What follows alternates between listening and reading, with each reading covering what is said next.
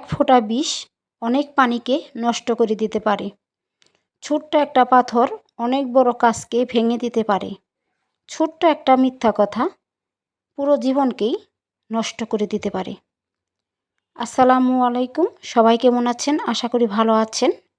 এদিকে আমরাও ভালো আছি আলহামদুলিল্লাহ। আমি সাথে একটা দোহার থেকে বলছি। সাথে একটা চ্যানেল থেকে আপনাদের সবাইকে স্বাগতম। তো প্রতিবারের মতো আজও একটি ব্লগ ভিডিও নিয়ে হাজির হয়েছি। আশা করি আজকের ভিডিওটা আপনাদের ভালো লাগবে।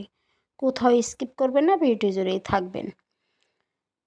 তো সকাল সকাল উঠে আজকে কিচেন রুমটা পরিষ্কার করে চলে আসলাম। তো সকালে নাস্তাটা করব। তো আজকে আমি সকালে এই চা নাস্তাটা করে নিচ্ছি। এখানে চাটা আমি জাল দিয়ে নিচ্ছি। তো আমার ছেলেরা যে হুজুরের কাছে পড়ে সকালবেলা, তো হুজুরের জন্যই আমি নাস্তাটা বানিয়ে নিলাম। তো হুজুরটা আসে 5:30টার দিকে। তো এত সকালে উঠতে হয়, সকাল 5:30 থেকে আমার কাজ শুরু হয়। তো হুজুরকে নাস্তাটা দিয়ে আমার 2 ছেলের জন্য নাস্তাটা করে নিচ্ছি। এখানে আমি পাস্তা নুডলসটা শুকনো শুকনো করে রান্না করে নিয়েছি। তো ওরা এভাবে নাস্তাটা খেতে অনেক পছন্দ করে। তো ওদেরকে দিয়ে দিচ্ছি, আমার ছোট ছেলেকে এখন দিয়ে দিলাম। তারপর আমরা রুটি বানিয়ে খেয়ে নিয়েছি। আর এখন যে বেডরুমগুলো আছে সেগুলো একটু গুছিয়ে নিচ্ছি।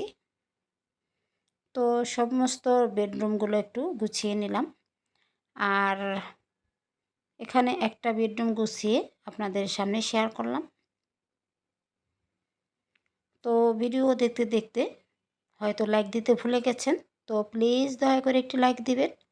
আপনাদের লাইক আমার ভিডিও একে অন্যের কাছে পৌঁছে যাবে। তো আপনারা আমার ভিডিও দেখে লাইক করেন না, ভিউ নেই, ভিডিওতে কোনো লাইক নেই, কমেন্টস নেই, কিচ্ছু নেই। কেমন যেন আমার চ্যানেলটা মরে গেছে, মনে হয় যেন ফিউজ হয়ে গেছে। যাই হোক, এখন দুপুরে রান্নাতে চলে আসলাম।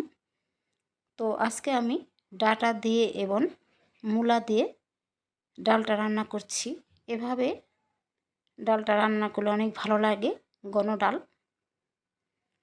তো অনেক টেস্টি হয়েছিল, কি বলবো। তো রান্নাটা প্রায় হয়েই গেছে। তো দেখতে পাচ্ছেন আমি আজকে গ্যাসের চুলাতে রান্না করিনি, আজকে ইলেকট্রনিক চুলাতে রান্না করেছি। আসলে ইলেকট্রিক চুলাতে রান্না করলে অনেকটাই সময় লাগে, বেশি রান্না আরও বেশি সময় লাগে। যাদের কম রান্না তাদের জন্য ঠিক আছে এই চুলাটা। আমি বেশিরভাগ এই চুলাটা অফ রাখি, আমি গ্যাসে রান্না করি। তারপরে চলে আসলাম, গ্যাসে আমার একটু সমস্যা দেখা দিয়েছে। তো আমি ডালটা রান্না করে নিয়েছি। এখন পটল দিয়ে আমি রুই মাছের তরকারিটা রান্না করব। তো এখানে মশলাটা ভালো করে কষিয়ে নিয়েছি। এখন দিয়ে দিয়েছি মাছগুলা। তো কয়দিন যাবত আমি মাছ না ভেজে রান্না করছি। তো আমি যেহেতু খাবো না, তার জন্য এই না ভেজে মাছগুলো রান্না করছি। যেহেতু আমার বাসাতে লোক আছে, অনেক লোক। তো আমার হাজব্যান্ডের দোকানে যে লোকরা কাজ করে তারা খেতে চায়, তার জন্যই রান্না করে নিলাম। এখানে মাছগুলো কষিয়ে আমি দিয়ে দিয়েছি পানি ঝোলের জন্য।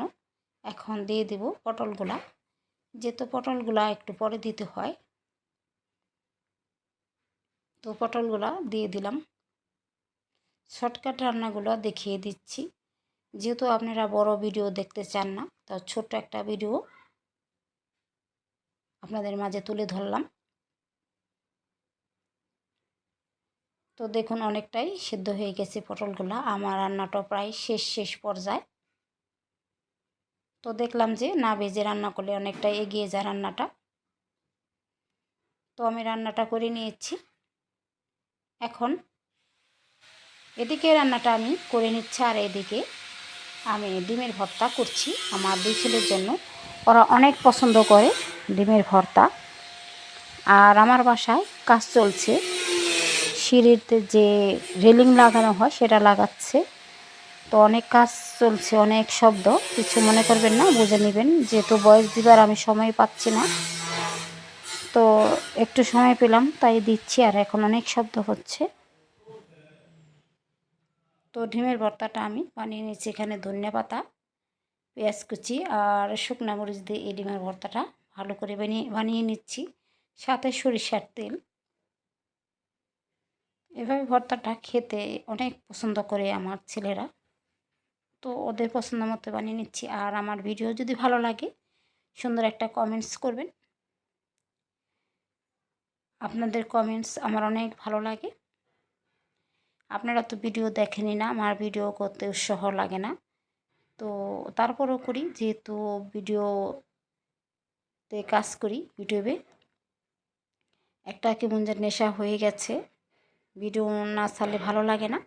তো ভর্তাটা হয়ে গেছে আর রান্নাটাও হয়ে গেছে।